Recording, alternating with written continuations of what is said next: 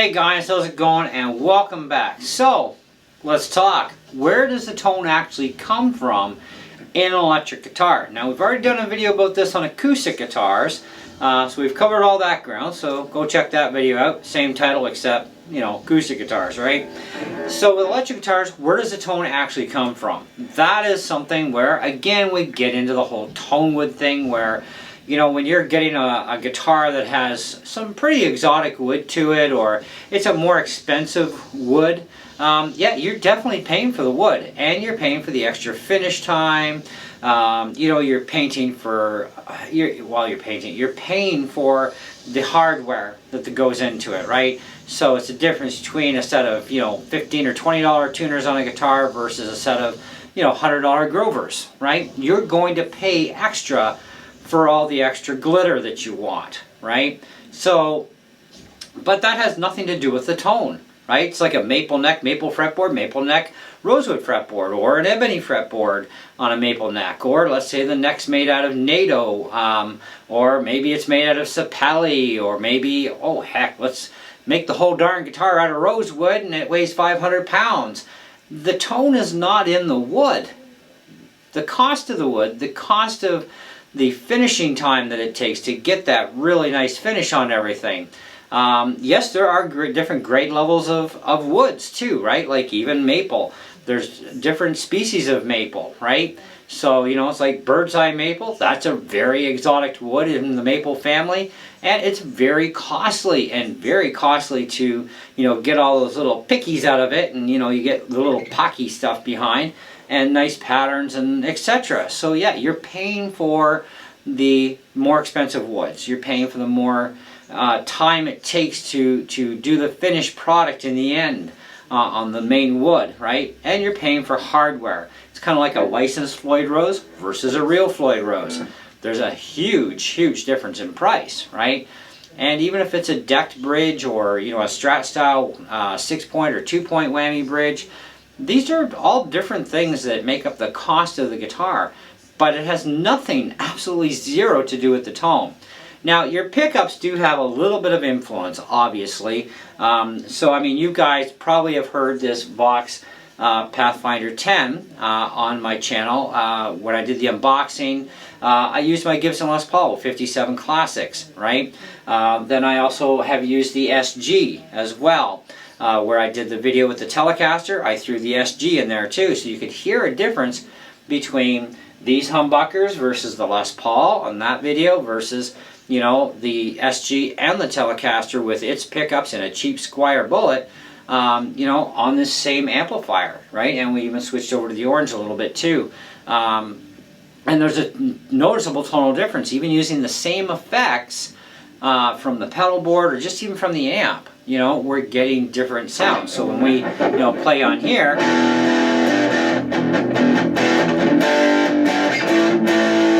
now this is my Kramer Purple Passion guitar, right? A lot of you know about the new Kramer series of guitars that are out. They're revamping the classics, right? Well, this is just one of them, and it's got some pickups in it that are whatever they are. I don't remember everything at the top of my head. I go through way too much gear to remember all that stuff. So, Kramer Pacer, check out my videos on that one. So we've got the gain here right at, around almost 3 o'clock. The volume is, about 8 o'clock.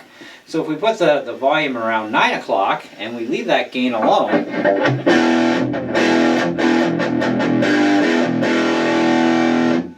and then we bring the gain at 12 o'clock. And then again at 9 o'clock.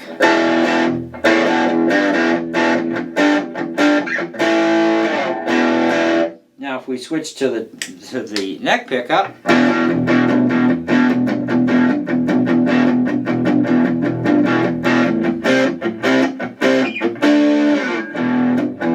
so even if your pickups are the exact same pickups, you're going to hear a huge tonal difference between a bridge pickup and a neck pickup. Period. Forget the Strats in their middle pickup, okay? But even if you had it, it's the same thing. So if you're strumming here, even though you're strumming here, you're hitting more of the neck because obviously the bridge is not online, right?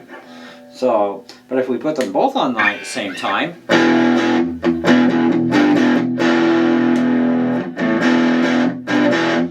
a subtle difference, right? But going right to the bridge, it's got more bite, right? So pickups do have a really good influence on the sound, but that's deceptive too. So when we go over to something like our orange amp here, this is a clean tone. Let's just go straight into dirty.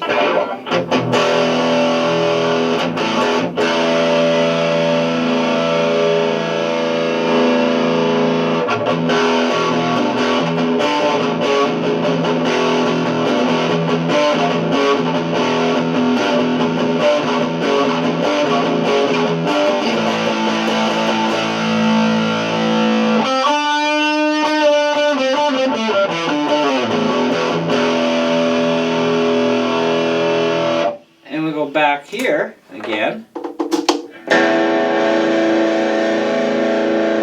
Now my gain is set on the orange, it's set at around, looks like 2 o'clock. So let's move this to 2 o'clock.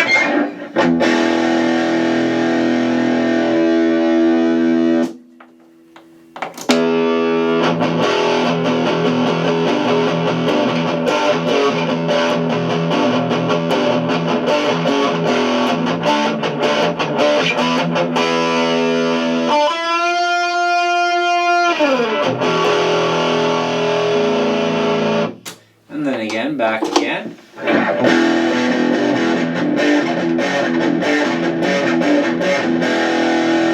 Now this amp, of course, is 10 watts. The orange is a 35 watt. There's a big difference, right? Also, 12-inch speaker versus a 6-inch speaker. There's a difference. Cabinet size, that's a difference. So your tone is actually coming from your cabinet, it's coming from your speaker. These are very key components of an amplifier. Never mind, you know, I've got bass, mid, and treble control here, but I only have bass and treble here. And there is a difference in sound, and of course volume output range as well. There is a difference. This is a closed back, this is also a open back. It's actually about a half open back realistically. But it allows more sound to come through, and it bounces around, it bounces off the wall, behind it, etc. Fills up the room more because it can. It has that open back, right?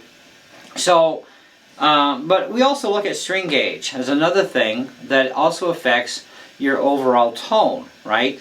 Because a lot of people are still hung up on this, even on the Facebook groups. Everybody's hung up, well, not everybody, but most of them are hung up on the tone is in your fingers. But there can't be any tone in your fingers. There's zero tone. There's, you know, agility.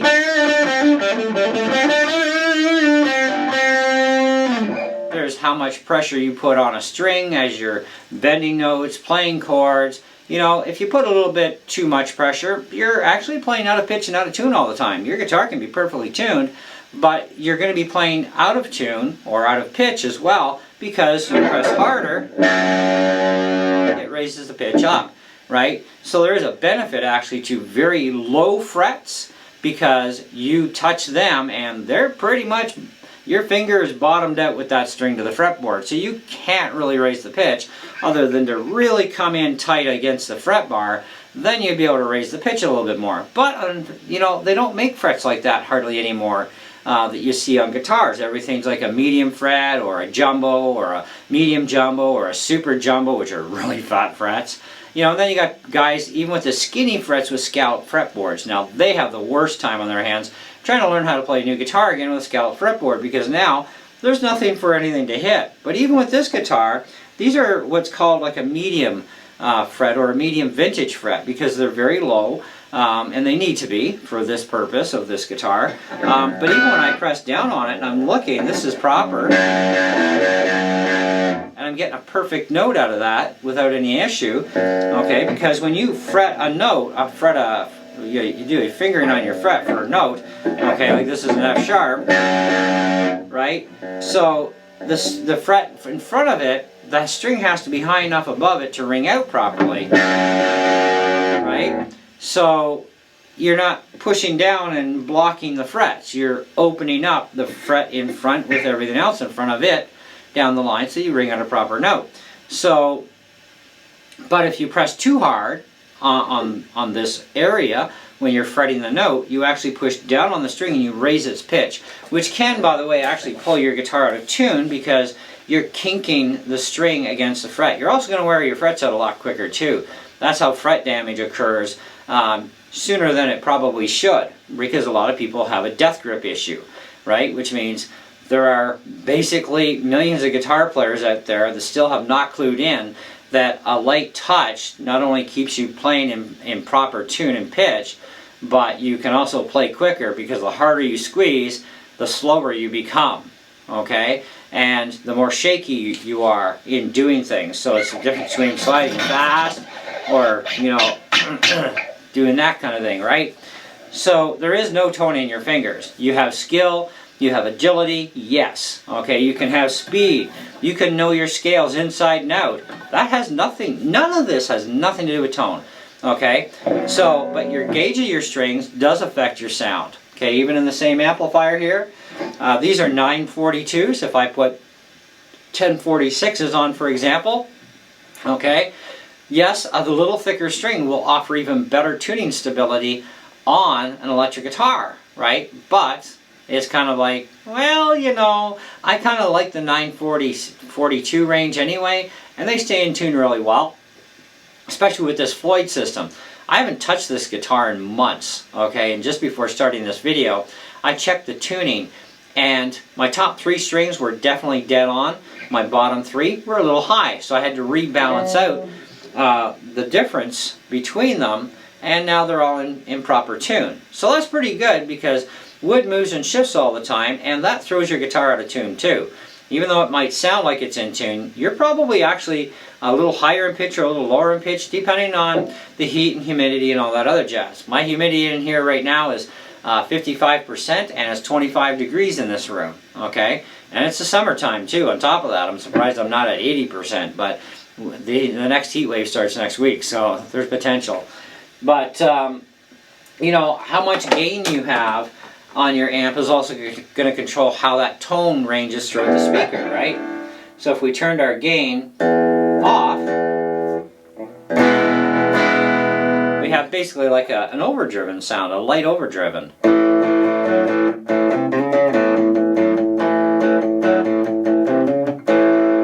Right? 9 o'clock.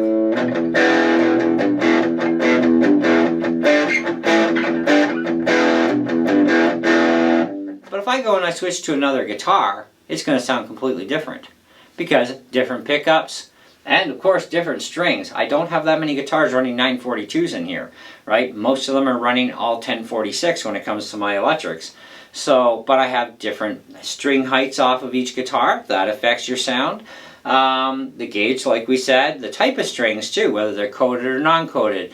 You know, whether you're using stainless steel strings or nickel strings, that makes a difference in the sound that your guitar actually produces and how it would be heard here. But a huge majority of your sound, believe it or not, is actually your amplifier and its speaker and its cabinet. So if I changed out this 6-inch speaker for a different 6-inch speaker, I'm going to get a different sound or different tone out of that speaker. So the amp may sound better, or it may sound actually worse, okay? It kind of depends. Now, I'm actually thinking about doing a mod on this amplifier down the road when I'm up to it, and I'm going to put in a bypass jack so that I can actually hook a cab up to this thing and then bypass the internal speaker when the cab's plugged in. This way I can have the benefits of a 12-inch speaker. But again, it's the same thing. We look at, this is our gain at full, right? We'll put our volume pretty much about the same spot.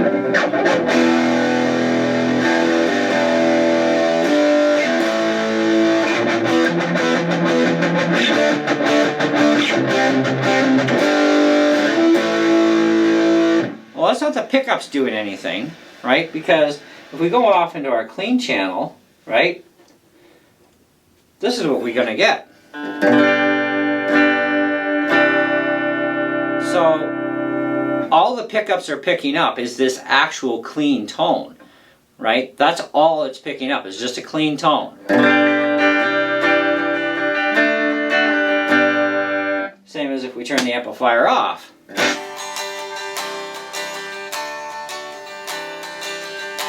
So those pickups are only able to pick up a clean sound from your strings. But what it does at the other end, at your amplifier, well, that's a whole different ball game, right?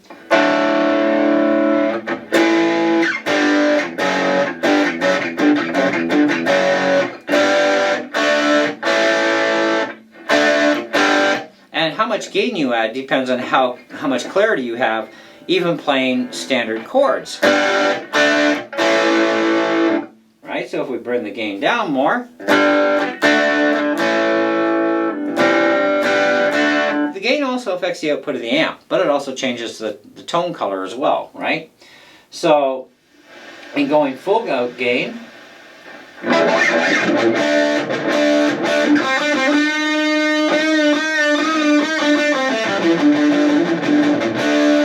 now, if we want to talk about things like sustain in a guitar, that's another thing too.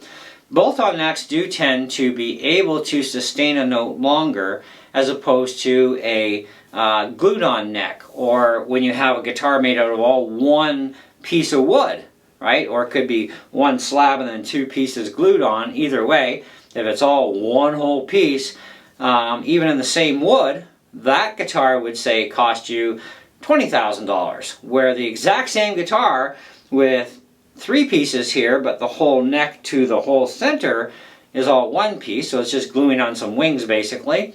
That's a difference of a few $1,000s, right?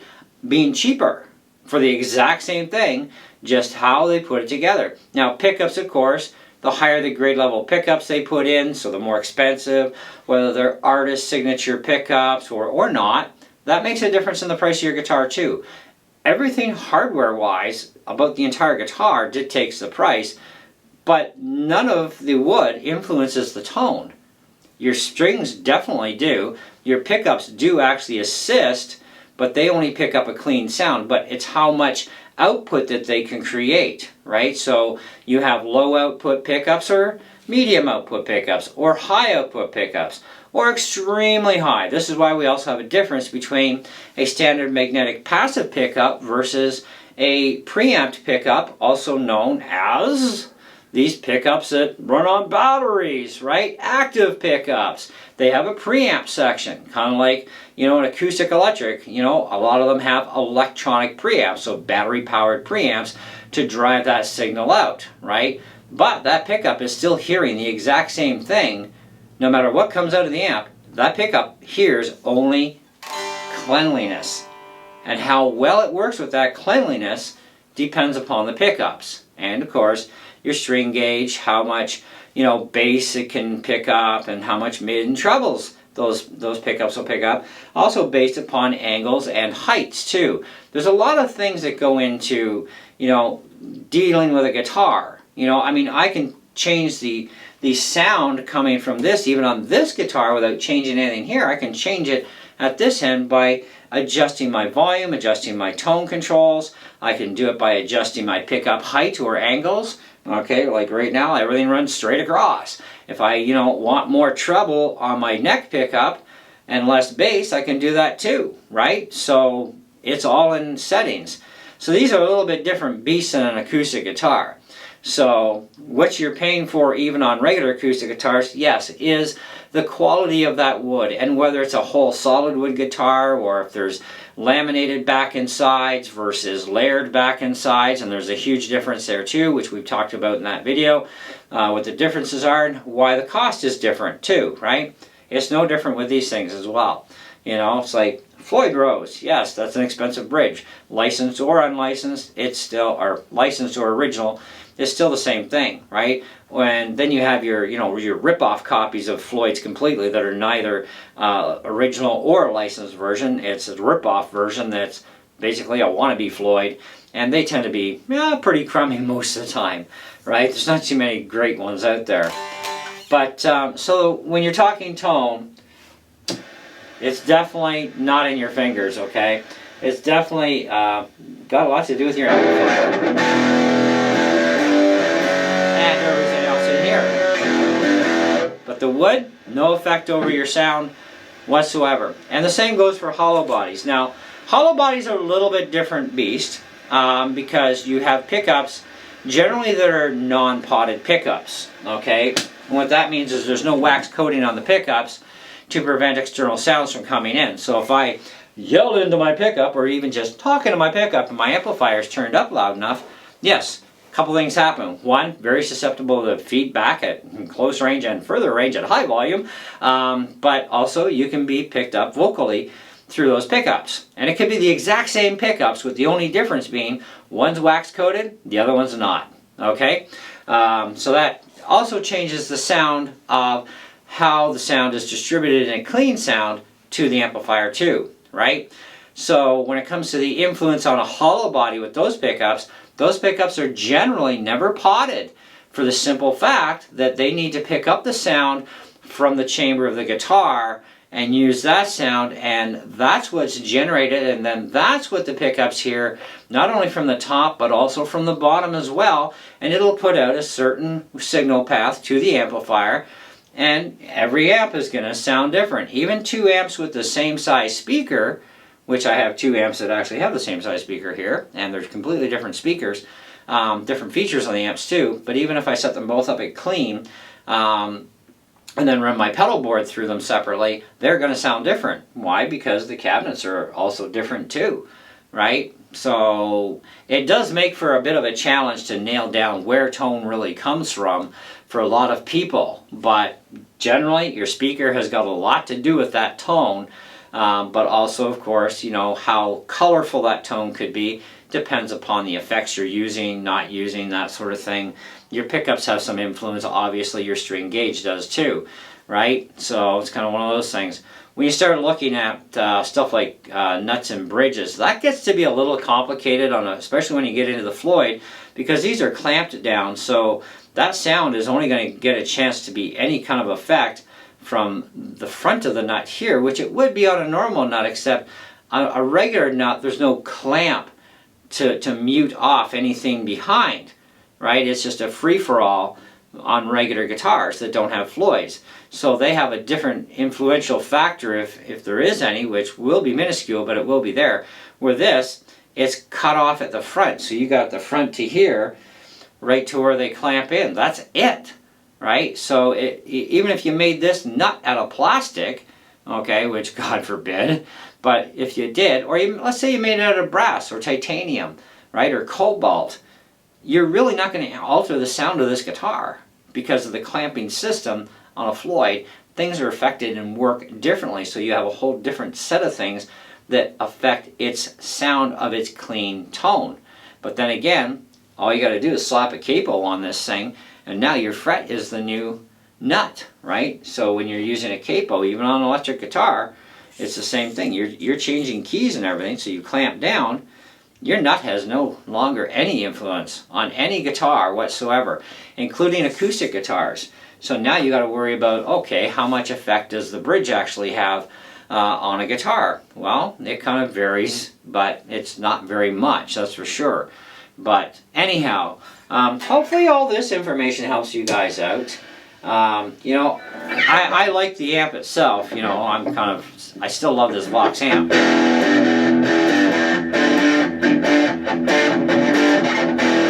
Now the other thing that'll affect tone, pick thickness. I use this is actually a .46, right?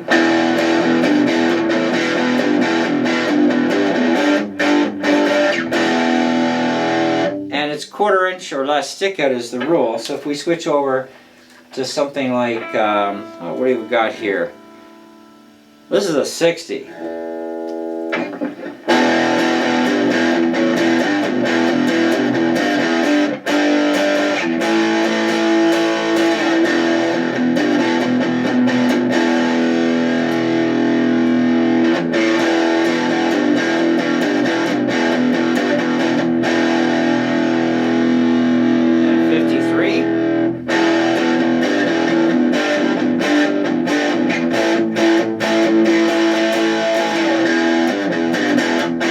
So there's only a very subtle difference between all three of these picks at all different gauges, 46, 53, and 60, right? So where the difference is going to come in is the thicker the pick you use, if you're really hammering, you're going to break strings really easily. Where if you use a 46 or a 53, you can achieve the same thing, but you're not going to break strings. I've never broken a string in my life since switching to 46s and 53s. Now, when I started playing guitar, I was on a 73 and I broke strings. Even just regular strumming, I broke strings because it was very clumsy, very hard to strum a pick that's not forgiving. You need that forgiveness, especially if you want to do a lot of other stuff, right? And do it really well. But, you know, it's kind of everybody has their thing too. And people get used to different things for different techniques. Some people just prefer like a 4mm thick pick, and they can do some amazing stuff with that. But they know how to do it, and they know how to do it generally without even breaking strings. But their tone difference is going to be different on that pick, regardless. It will be a slightly different tone as opposed to using something much thinner, more forgiving. And I like the forgiving aspect, especially if I'm going to do something like...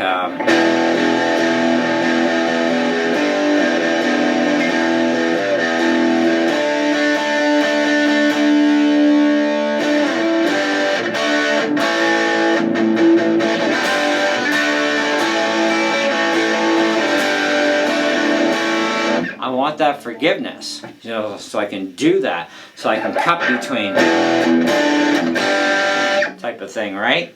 So, and tonal differences again. So, but anyway, so where, bottom line, is the majority made up? Obviously, your amplifier does have a lot to do with that, but especially the speaker and the size of the speaker.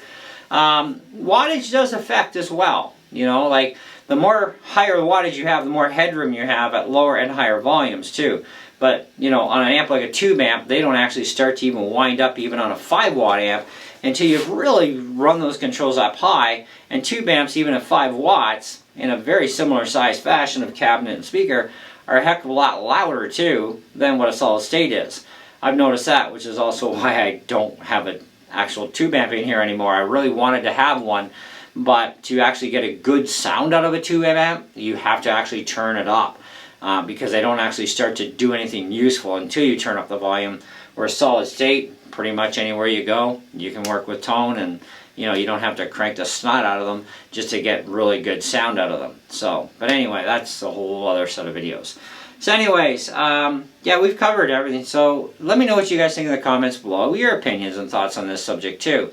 But anyway, until then, see ya on the next one.